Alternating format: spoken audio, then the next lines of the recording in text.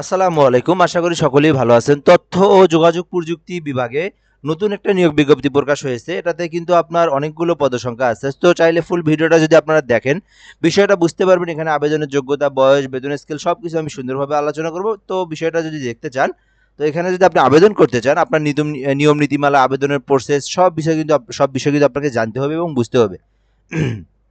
So full ভিডিওটা দেখবেন, আশা করি বিষয়টা বুঝতে পারবেন। পাশাপাশি আমি বলবো, আপনি যদি আমাদের চ্যানেলে নতুন হয়ে থাকেন, চ্যানেলটাতে অবশ্যই সাবস্ক্রাইব করে রাখবেন। সকল ধরনের জব রিলেটেড ভিডিও পাবেন। পাশাপাশি আপনি পরীক্ষার আগে শর্ট সিলেবাস, কমন সিলেবাস, বিগত সালের প্রশ্ন সবকিছু কিন্তু আপনি এই চ্যানেলের মধ্যে পেয়ে যাবেন। সো ভিডিওটাতে সাবস্ক্রাইব করে রাখবেন, বিশেষ করে অনুরোধ। তো আমরা প্রথম থেকে দেখবো কি বিষয়টা। এখানে তথ্য ও যোগাযোগ বিভাগের আওতাধীন তথ্য ও যোগাযোগ প্রযুক্তি অধিদপ্তরের রাজস্ব খাতভুক্ত নিম্নোক্ত পদে অস্থায়ী ভিত্তিতে সরাসরি নিয়োগের লক্ষ্যে পদের পাশে বর্ণিত সত্ত্বে প্রকৃত বাংলাদেশী নাগরিকদের নিকট হতে অনলাইনে আবেদনের জন্য আহ্বান করা হচ্ছে। অর্থাৎ এখানে যে বিষয়টা, এটা হচ্ছে বাংলাদেশের সকল নাগরিক, সকল জেলার প্রার্থীরা কিন্তু আবেদন করতে পারবে এবং এটা আবেদনের প্রসেসটা হচ্ছে অনলাইনে। কিন্তু এখানে বলা আছে অস্থায়ী। তো অনেকে আবার ভাবে যে এখানে বিষয়টা কি। তবে বিষয়টা হচ্ছে একটু বিস্তারিতভাবে একটু খুলে মিলে বলে দেয় এখানে।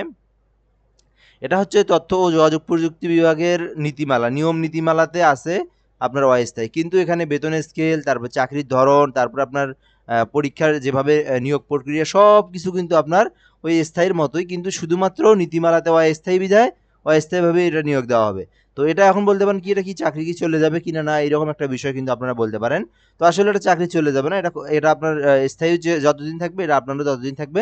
তবে এটা কি, আপনার যে কোনো ফল্ট যদি আপনার না পড়ে, আপনার কিন্তু কোনো সমস্যা নাই। তো এখানে বিষয়টা কিন্তু আমরা বুঝতে পারছি, আশা করি। আমরা এরপরে দেখবো, এখানে একটাই মাত্র পদ, কিন্তু পদের সংখ্যা অনেকগুলো, এই জন্য আমাদেরকে বিষয়টা দেখতে হবে। চাইলে কিন্তু আপনি এখানে আবেদন করতে পারেন।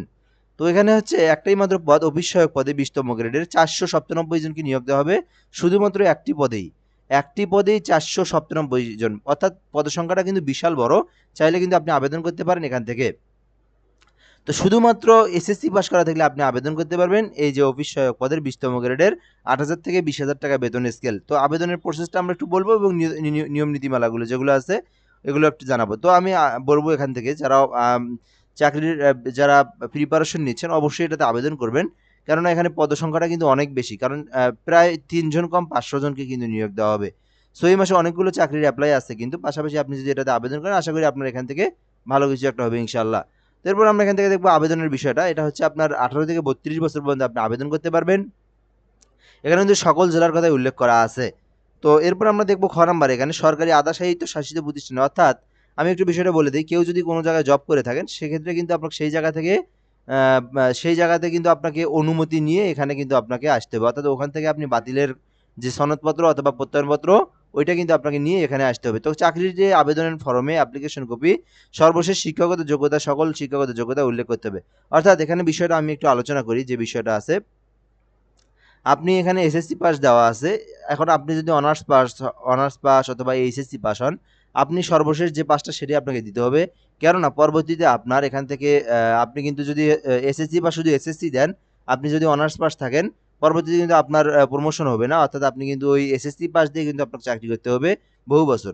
তো এই জন্য আপনি এখান থেকে যতটা পর্যন্ত দেওয়া আছে সর্বশেষ শিক্ষাগত যোগ্যতা, সেটা যদি আপনি দিতে পারেন, তাহলে আপনাকে কিন্তু এখানে অফিস সহায়ক থেকে নেওয়ার পরে আপনাকে কিন্তু কিছুদিনের মধ্যে কিন্তু আপনাকে আপনার যোগ্যতা অনুযায়ী, আপনার এক্সপিরিয়েন্স অনুযায়ী, আপনার চতুর্দিকের বিষয় বিবেচনা করে কিন্তু আপনাকে প্রমোশন করে দেওয়া হবে। তো বিষয়টা কিন্তু আমরা বুঝতে পারছি। এরপর আমরা এখান থেকে দেখব নিয়োগের ক্ষেত্রে সরকারের বিদ্যমান বিধিবিধান এবং পরবর্তীতে এ সংক্রান্ত বিধিবিধানে কোনো সংশোধন হলে তা অনুসরণ করা হবে। নিয়োগের ক্ষেত্রে সরকারের সর্বশেষ সংশোধিত কোটা অনুসরণ করবে। অর্থাৎ বিগত সরকারের আমলে এক কোটা ছিল, কিন্তু সরকার চেঞ্জ হওয়ার পর যে কোটাটা অনুসরণ করা হয়েছে সেটাই কিন্তু অনুসরণ করা হবে। লিখিত ও মৌখিক পরীক্ষায় অংশগ্রহণের জন্য কোনো প্রকার টিডিএ দেওয়া হবে না।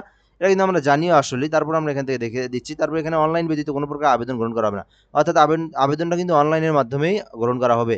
তারপরে আমরা এখান থেকে দেখব পরীক্ষায় অংশগ্রহণের জন্য doictdelegated.com.bd এই ওয়েবসাইট থেকে আবেদন করতে হবে। তো আবেদনের প্রসেসটা আমি দেখে দেব শেষে। তো আবেদনের শেষ তারিখ হচ্ছে 17/9/2025, অর্থাৎ সেপ্টেম্বর মাসের 17 তারিখ পর্যন্ত আবেদনের সময়সীমা আছে। তবে আমি বলব আপনি দ্রুতই আবেদনটা করেন। এটাই হচ্ছে সবথেকে বেস্ট আইডিয়া। তো এখানে হচ্ছে যে বিষয়টা দেওয়া আছে, এখানে আপনি কিভাবে বিষয়গুলো আপলোড করবেন, কিভাবে আপনি এসএমএস দিবেন, এগুলো এখানে দেওয়া আছে। তো পেমেন্টের বিষয়টা আমি এখানে আলোচনা করিনি। পেমেন্ট কত টাকা? পেমেন্ট হচ্ছে আপনার 56 টাকা। 56 টাকা হলে কিন্তু আপনি এখানে পেমেন্ট করে নিচে আবেদনটা করতে পারবেন।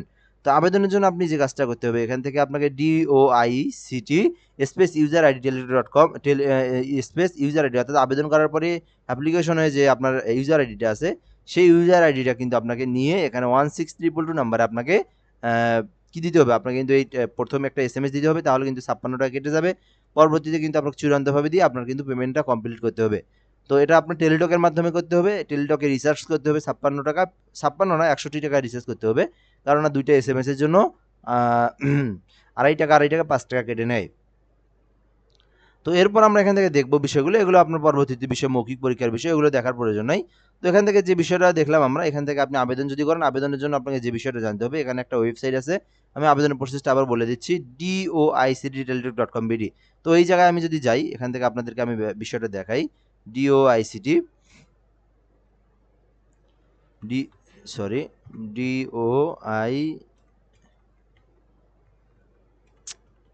আল্লাহ doictteletalk.com.bd লেখার পরে প্রথমে যে পপআপটা আসছে, এখান থেকে আপনি এই যে click here to apply online, এখানে ক্লিক করে আপনি এখান থেকে অফিস সহায়ক পদে ক্লিক করে এখান থেকে আপনি নো করে দিবেন। যদি আপনার টেলিটক অ্যাকাউন্ট থাকে তাহলে ইয়েস দিবেন, না থাকলে নো দিবেন। দেওয়ার পরে এখানে আপনার নাম, পিতার নাম, মাতার নাম সব কিছু, আপনি ডেট অফ বার্থ, তারপরে বাংলাদেশি, তারপরে আপনার ধর্ম, জেন্ডার, লিঙ্গ, এগুলো আপনি দিয়ে এখান থেকে সব কিছু কমপ্লিট করে এখান থেকে আপনার ঠিকানা, জেলা, উপজেলা, পোস্ট অফিস, পোস্ট কোড এগুলো দিবেন। দেওয়ার পরে আপনি এখান থেকে শিক্ষাগত যে যোগ্যতা সেটা আপনি কমপ্লিট করে সুন্দরভাবে দিয়ে এখান থেকে আপনি এই যে ক্যাপচাটা আছে ক্যাপচাটা দিবেন, এখান থেকে আপনি ইয়েস করে দিবেন। দেওয়ার পর ক্যাপচাটা দিয়ে আপনি এখানে টিকমার্ক দিয়ে সাবমিট করে দিবেন।